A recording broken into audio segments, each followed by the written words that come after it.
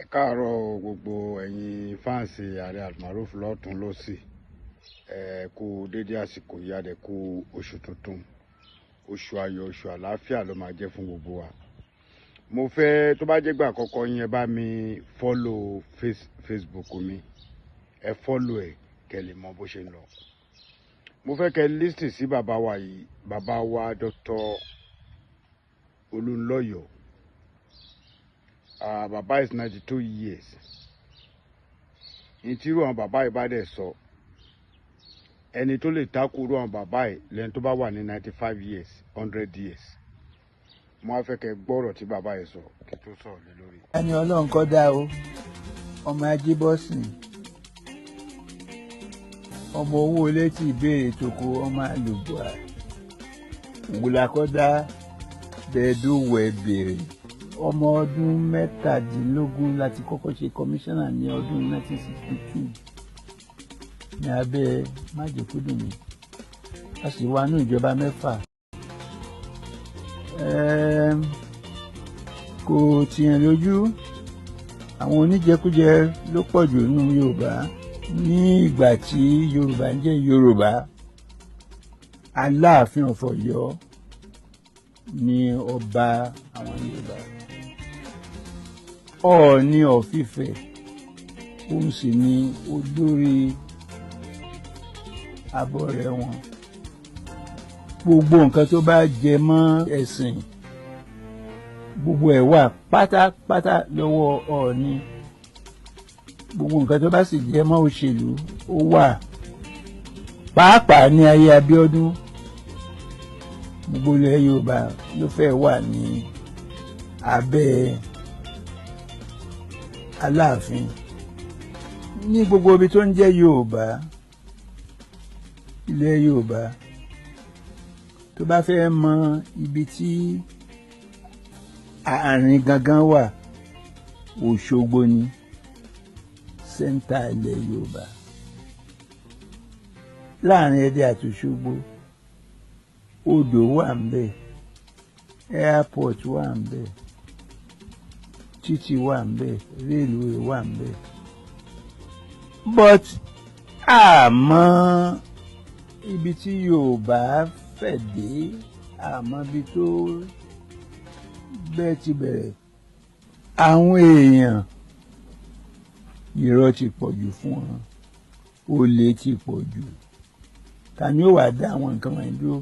Ọ̀kánjúà ti pọ̀ jù, ọ̀kánjúolè ó ti pọ̀ jù. Ọdún yìí ni ó di 60 years tí mo graduate ní university, and the oldest university in Scotland, established in 1411. Ọ̀pọ̀lọpọ̀ nǹkan ni mo ti kọ́ lẹ́yìn ìgbà náà tí mò ń kọ́ra mi díẹ̀díẹ̀. Síbẹ̀síbẹ̀ èèyàn tí ì gbọ́n, bí èèyàn bá gbọ́n, nǹkan míì tí ń ṣẹlẹ̀ síyàn kò ní í ṣẹlẹ̀. Wọ́n ń purọ́ mọ́yàn, ó sì ń dùn mí wọnú eegun. Èmi yàtọ̀ sí ọ̀pọ̀lọpọ̀ Yorùbá. Mi ò ṣe ọmọ ẹgbẹ́ Awólọ́wọ̀, but mo ní respect fún Awólọ́wọ̀. Ibikíbi tí Awólọ́wọ̀ bá sì wà, mo máa ń lọ ọbẹ̀. Ibi 3 ni. Ní Òkè Bọ́lá bí máa wọlé ẹ̀ lọ, máa mu stout, Guinness stout, máa sì bá ágì máa jáde.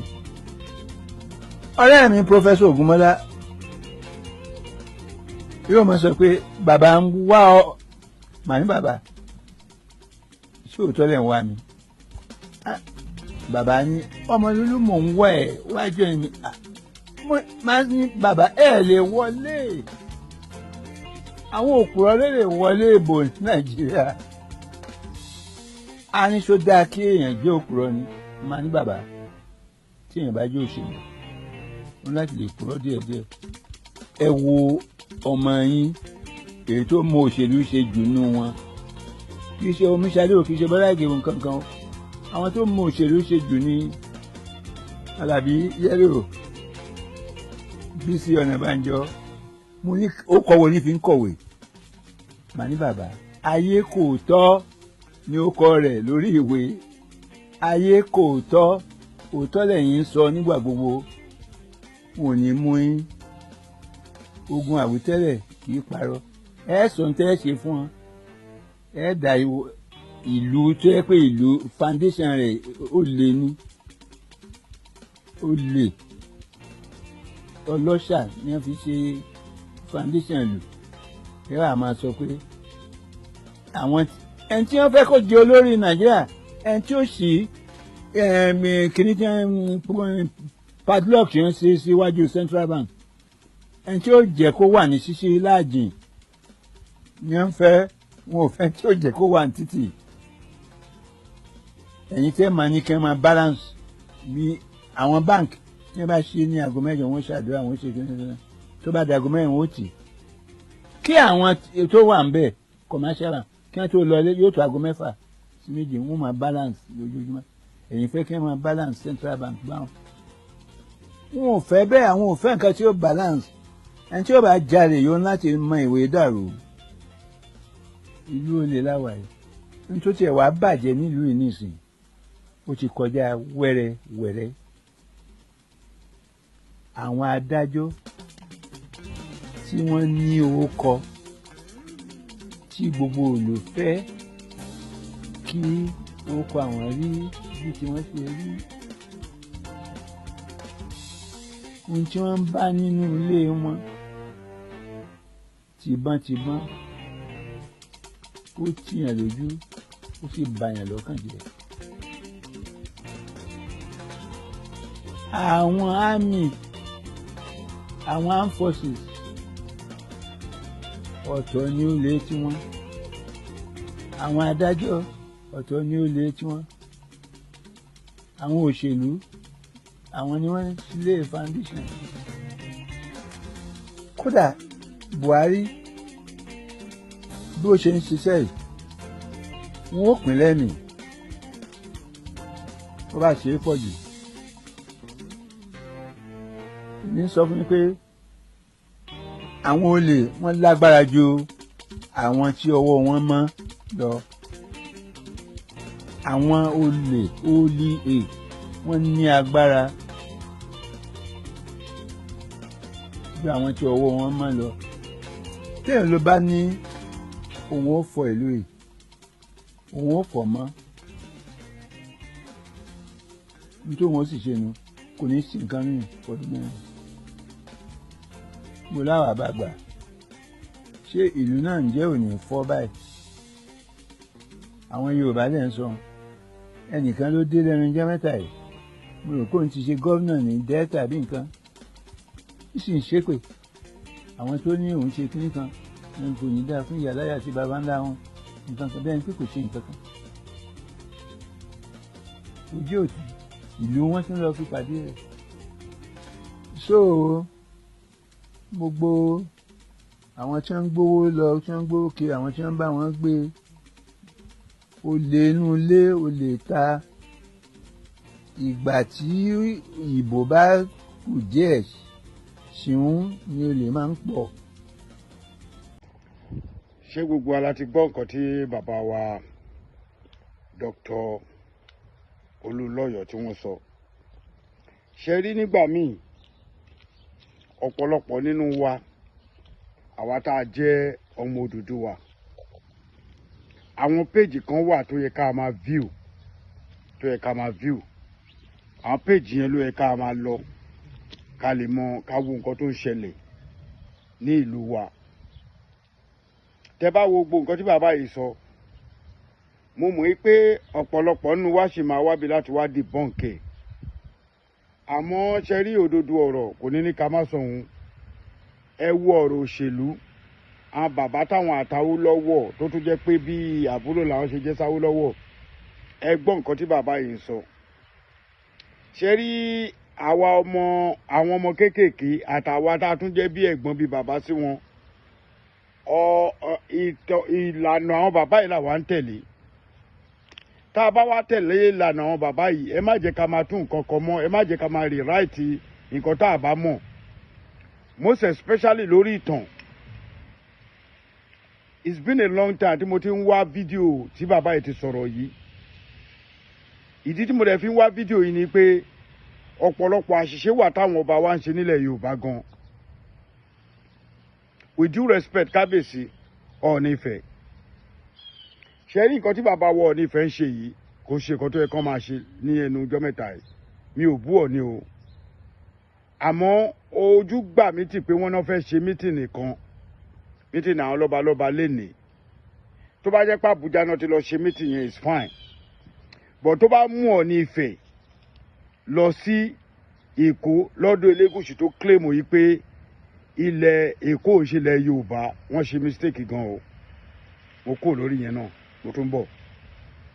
Ṣe rí tá bá tún wá ń sọ̀rọ̀ lórí lọ́balọ́ba nílẹ̀ Yorùbá, gbogbo alamọ̀ yìí pé Ilé Ifẹ̀ la ti wá, but the story behind Ilé Ifẹ̀ ó strong gan. Àwọn tó bá wọ inú ìwé, tó wojú òwe, tó wonú ìwé dáadáa náà máa mọ̀ yìí pé the story behind Ilé Ifẹ̀ ó pọ̀ gan. Àwa tá a jọ̀yọ̀ àbá wọn Ilé Ifẹ̀ ni. Èèyàn kan ti ń gbé Ilé Ifẹ̀ kí bàbá wa tó débẹ̀. Láti ilẹ̀ wá ni gbogbo àti mọ̀ yìí pé ní gbogbo ilẹ̀ Kóòtù Òjíire kò sí ẹnì kankan tó mọ̀ nípa òòṣà tó Ilé Ifẹ̀. Wọ́n bá yẹn sọ nínú ìtàn pé ìjọ kan ni wọ́n fi ń ṣe ètùtù. Nígbà wáṣẹ̀ gẹ́gẹ́ bí ìtọ́ta wa bá tẹ́ tó gbọ́ lẹ́nu rú bàbá wa yìí, àwọn bàbá wa yìí náà sọ̀rọ̀ torí ńgbà táwa mọ̀ pẹ̀lú nǹkan táwa náà bá Ọọ̀ni Ifẹ̀. Wọ́n jẹ́ ẹnìkan tó yẹ pé gbogbo òòṣà tó gbogbo nǹkan rúgbò ìrúdò tó bá lọ nílẹ̀ Yorùbá Ọọ̀ni ló ń ṣe. Aláàfin ni ọba ilẹ̀ Yorùbá ní ìtúní lọ́bẹ̀ níwọ̀nba. Ṣé wá rí nǹkan tí mo fẹ́ sọ gangan ó ní pé ṣé rí àwọn ipò kan wà tó yẹ kí a fi àwọn ọba sí. Màá tún lọ yà sọ́dọ̀ Olúwo díẹ̀, mi ìtúní kí mi sọ̀rọ̀ sólúwo bọ́ ẹ jẹ́ sọ ọkọ fún yín. Bí mo ṣe like ọba Rashidi Olúwo tó, Rashidi Olúwo should be one of our youngest king tó yẹ pé ó yẹ kí àwọn èèyàn máa wò ṣe ẹ ṣe. When Rashidi Olúwo started tó kọ́kọ́ bẹ̀rẹ̀, ibi tí mo ti mọ̀ yí pé ọba ẹ̀ máa ní ìgbéraga. We are friends on Facebook. Ó jọba mo wá béèrè pé is this our new king Olúwo? Mo fọlọ́run búra máa yẹn block mi ni lójú ẹsẹ̀. But later yín ò tiẹ̀ nítumọ̀ yín lè block anybody blockable. Bàbá yìí jáde ó ṣe akíkanjú torí Olúwo of Ìwó kò gba nonsense. Mo fi Ọlọ́run búra torí tèmi bá rò tọ̀rọ̀ èmi máa sọ Olúwo of Ìwó kò gba nonsense. Bó ṣe fẹ́ gbọ́, ìgbà tí Olúwo ti bẹ̀rẹ̀ sí ní mú ọ̀rọ̀ ẹ̀sìn tó ti mú mọ́ ọ̀rọ̀ yẹn, ibẹ̀ ló ti fi dà nǹkan rú. He should have been the king táwọn èèyàn máa follow bọ́n ṣe máa follow àwọn Aláàfin, àwọn Olúbùṣe. Ṣé rí gbogbo àwọn ọba wa yòókù tó ṣẹ̀ṣẹ̀ ń jẹ recently yìí, ọba tapẹ́tà ni wọ́n, ọba afẹ́ ayé ni wọ́n ṣe. Kò sí ẹnì kankan tó ní ẹ̀tọ́ láti kọ́kọ́ nawọ́ sí ọba nílẹ̀ Yorùbá. Jẹ́ kọ́ba yẹn nawọ́ sí ẹ. Àwọn ọba wa ò gbọ́dọ̀ máa lọ pátí. Irú eléyìí tán ni wọ́n lọ ṣe mítìnì yìí ń sìn ní kò bá jẹ́ Àbújá kò bá jẹ́ Ilé Ifẹ̀, gẹ́gẹ́ bá ṣe ka Ọọ̀ni kún. Ọọ̀ni kì í kúrò ní gbogbo mítìnì tí wọ́n bá ṣe ní ilẹ̀ Yorùbá lẹ́ni tẹ́ ẹ̀ bá ti ṣe mítìnì Ilé Ifẹ̀ tẹ́ ẹ̀ ṣe lọ́yọ̀ Aláàfin ẹ gbàgbé ìyókù ẹ̀bù ni. I was so surprised pé wọ́n ní wọ́n lọ ṣe mítìnì ní Èkó. Ẹ má bínú ẹ̀yin yan o, ẹ tó bá dẹ̀ fẹ́ bínú lè bínú because ayé kò tọ́. Òótọ́ yẹn làwọn èèyàn ń fẹ́ gbọ́, àmọ́ òótọ́ yẹn lèmi máa sọ nítorí pé ayé ẹ kọ òótọ́ ọ̀rọ̀ yẹn fẹ́ gbọ́. Òótọ́ ọ̀rọ̀ yẹn dẹ̀ ni wípé bàbá wọ onírìṣà kò ní ẹ̀tọ́ láti jáde lọ sí ibì kan láti lọ bá wọn ṣe mítìn. Wọ́n gbọ́dọ̀ kó angara wọn wá ni. Bẹ́ẹ̀ ni gbogbo ẹnu mo fi sọ. Aláàfin ò ní dìde. Ìwọ tó bá fẹ́ ṣe mítìn lọ́balọ́ba níwọ̀n bàbá ọjọ́ orí tiwa ó máa wá sí ààfin Ọ̀yọ́ ni. Ẹ ní gbé Aláàfin dìde. Mi ò tí wà ṣó ọ ẹni pé mo sọ pé mi wà ṣó, bọ̀ tó bá ṣó wípé Ọọ̀nìrìṣà lọ sí Èkó tọ́ni Elégùṣì ni wọ́n fẹ́ sọ́mọ mítìn nìyẹn, bóyá tó fẹ́ tà wá lẹ́lẹ́kejì ní I don't know.